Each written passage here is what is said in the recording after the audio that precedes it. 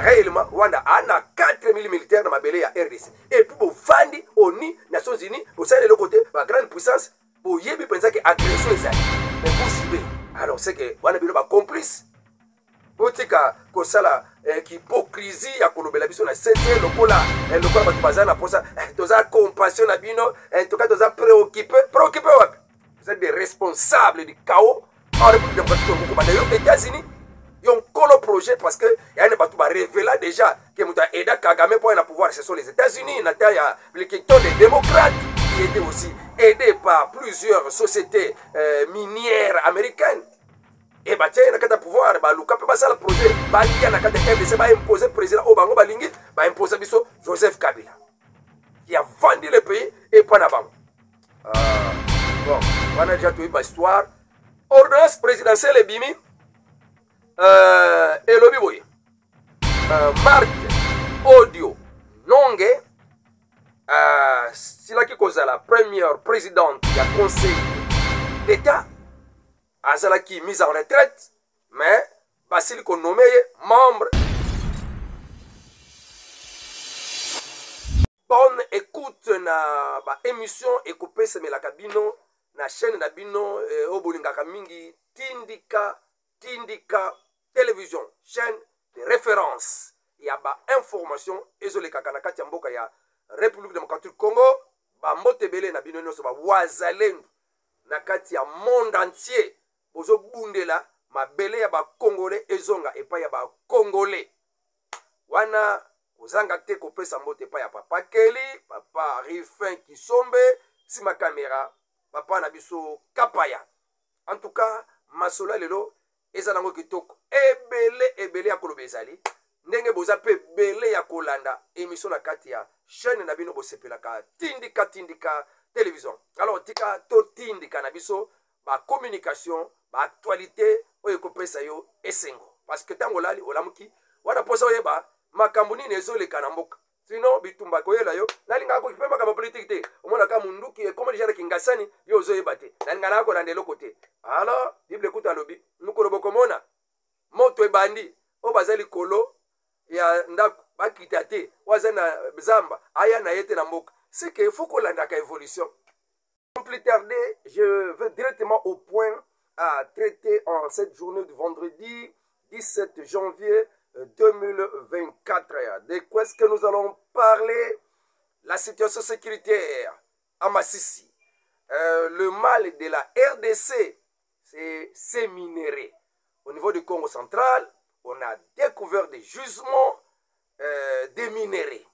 Et vous allez suivre un peu la déclaration d'un responsable du Congo central.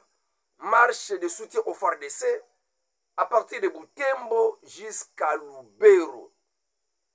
Kagame, dépassé par des événements dans son isolement dans la scène internationale, Kagame se lance dans le chemin des injures, des dénigrements. Alors, preuve même de la ménopause politique de ce monsieur Paul Kagame.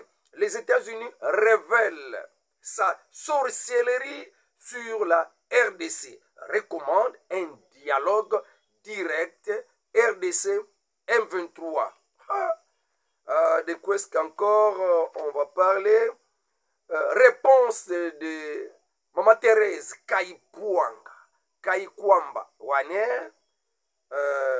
Et qu'est-ce qu'il faut encore ajouter?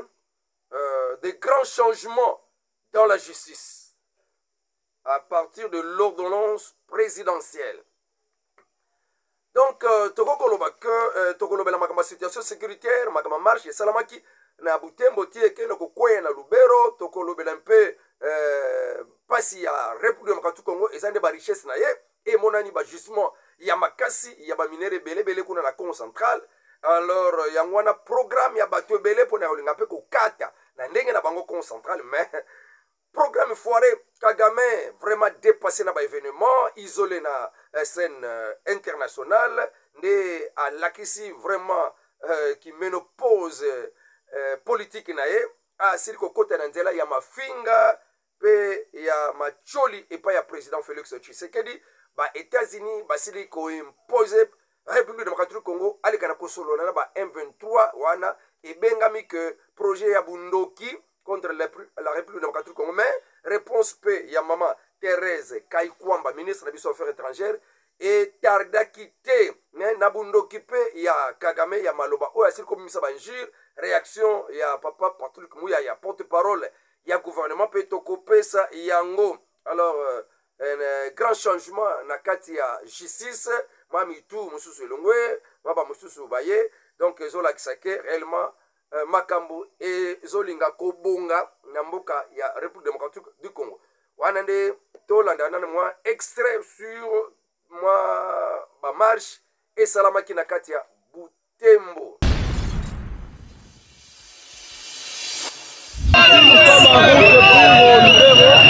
Numéro centre, c'est à peu près 45 km de la ville de Butembo.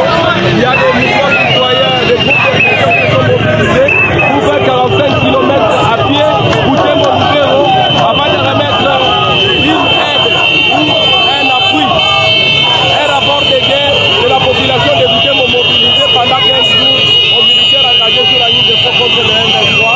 Et là, ils sont nombreux comme vous voyez, ils sont nombreux, ils sont d'aller plusieurs sont à pied, des motos, tous les moyens sont bons pour atteindre Lubero. C'est un signal fort selon les mobilisateurs. C'est pour témoigner l'attachement de la population au MRDC ou à Zalendo qui sont engagés sur la ligne de promesse également.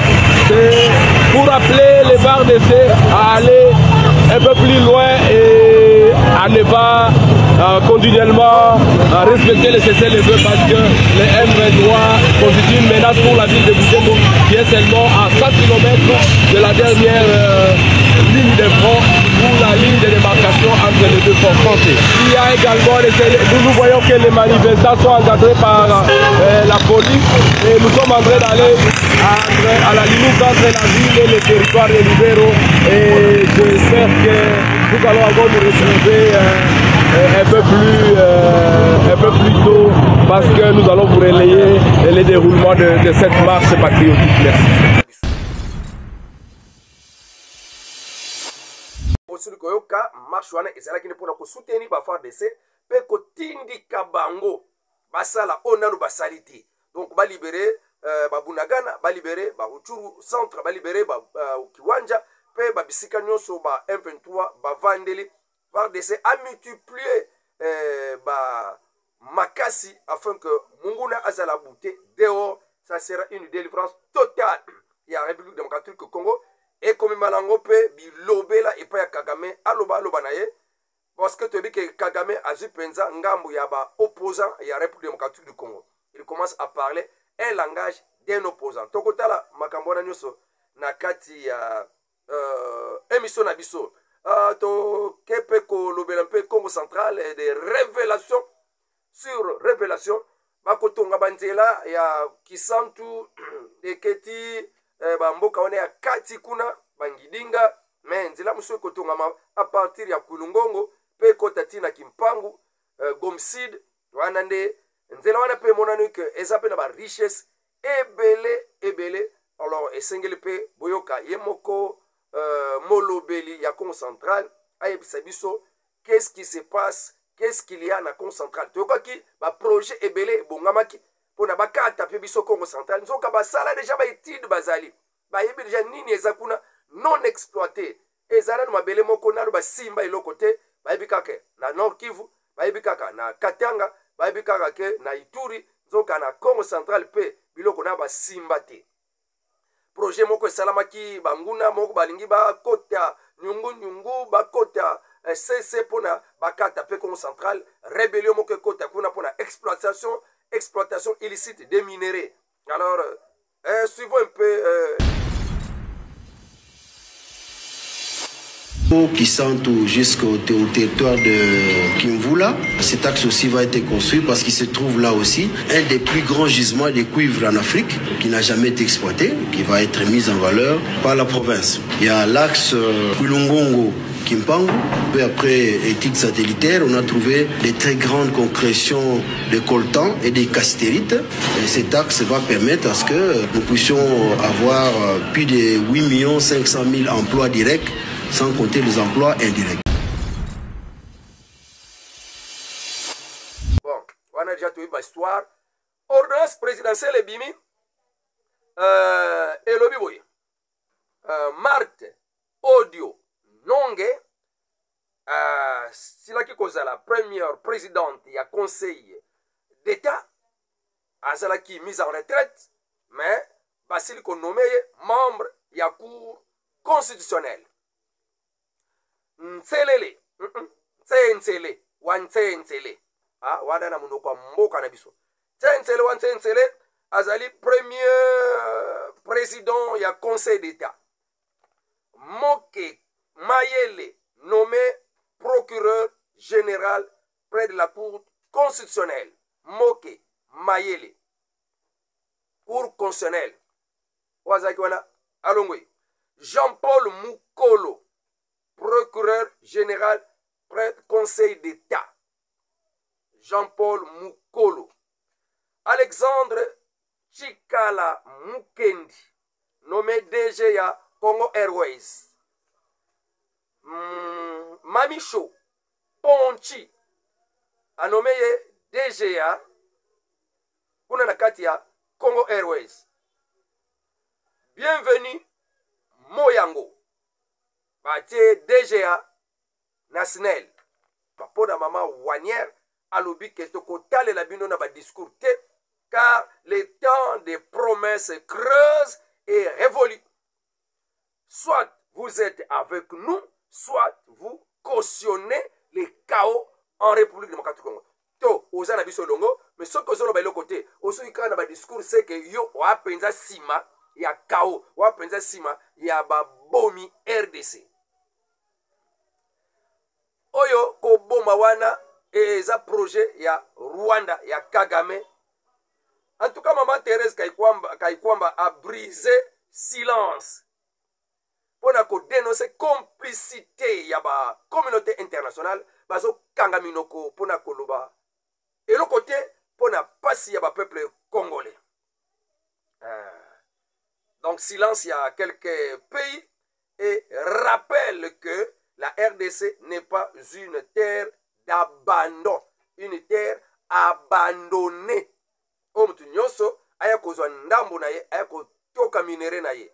Eza mboka babuaka te, eza mboka ya batu bakufa te, eza mboka ya batu ya bomo, ya mboka ya batu, ya ba Congolais. Maman Thérèse Kaikwamba, ministre d'Affaires étrangères, alobi. RDC eza mboka abandonné te, mais une nation digne, souveraine et fière. La compassion d'un pays à la République démocratique du Congo, celle ne suffira pas. Les regards pleins de pitié et de discours pleins de pitié, pleins de compassion, ne protègent pas les enfants de Walikale, ne reconstruisent pas les villages incendiés et ne rendent pas la justice à nos compatriotes assassinés. Ce qu'il nous faut, ce sont des actions tangibles, des actions tangibles et des engagements réels. À l'obéli bango. Maman Thérèse Kaikwamba, l'obéla bango. Merci en tout cas pour la maloba oyo. Je crois que yo kanabiso moi français bien. Et on a tanyango malembe. Donc ça la possibilité de discours la pas mané États-Unis à salité. Donc oh les message tout droit dans les États-Unis. Nous condamnons l'utilisation, nous déclarons la sortie, nous déclarons M23. Allez, cessez. Biso. Donc otala wana te. So totali wana, so ko lobby wana, o vandi no posali so le côté. Comment vous dites que réellement Rwanda a 4000 militaires dans ma belle à RDC et puis vous vendez au Nations Unies pour ça de l'autre côté la grande puissance pour y penser que agression est allée mais Bushube alors c'est que Rwanda est complice botika kosala hypocrisie ya kolobela biso na cc lokola bato baza na posa toza compassion na bino toka toza préoccupé wapi? Vous êtes des responsables du chaos en République démocratique Congo kobanda yo États-Unis yon kolo projet parce que yani bato ba révéla déjà que muta aida Kagame pour un pouvoir, ce sont les États-Unis na ta ya les questions des démocrates qui étaient aussi aidés par plusieurs sociétés minières américaines. Et bah tiens, nakata pouvoir, bah luka pe basala projet, bah liya nakata RDC, bah imposer président Obango Balingi, bah imposer biso Joseph Kabila, qui a vendu le pays et pas na bango. Bon, on a déjà tout eu ma histoire. Ordonnance présidentielle et bimi, et lobi boye, Marthe Audio Nonge, sila ki koza la première présidente y a conseil d'État.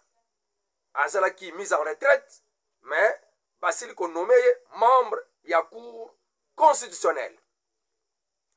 Nselele, Ntsele, Wansele, wadana munoko mboka na biso. Ntsele, Wansele, Azali premier président ya Conseil d'État. Moke Mayele, nommé procureur général près de la Cour constitutionnelle. Moke Mayele, Cour constitutionnelle. Wazakiwana Alongwe. Jean-Paul Mukolo, procureur général près Conseil d'État. Jean-Paul Mukolo. Alexandre Chikala Mukendi, nommé DG à Congo Airways. Mamicho Ponchi, a nommé DGA kuna nakati ya Congo Airways. Bienvenue Moyango, batie DGA na SNEL. Nasukisi nanga wana na mukula lelo na basango nazalaki nango pona koyebisa bino. Avec Dieu, nous ferons des exploits. Avec Dieu, la victoire est certaine. Avec Dieu, tout est possible. Et nous croyons que le Congo est pour les Congolais. Au revoir, à la prochaine.